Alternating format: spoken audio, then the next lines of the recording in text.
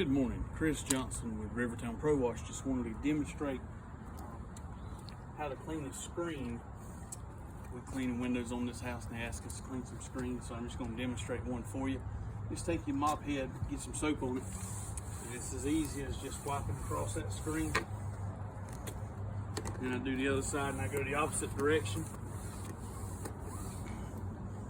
The way you get all that soap off, you lightly, not real hard.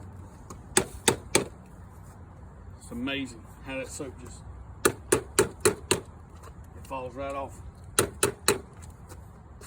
you take a dry cloth, go around the outside of your screen. And what you're looking for, see all that dirt and grime? See how it just cleans right up?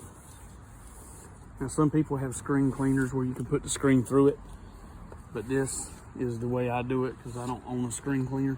I am the screen cleaner. Then you take and you just lightly brush across the front of the screen. Not much pressure at all.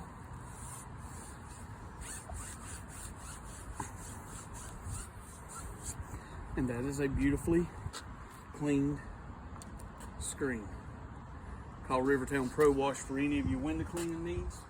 We'd love to help you. 843-601-3529. Thank you. Have a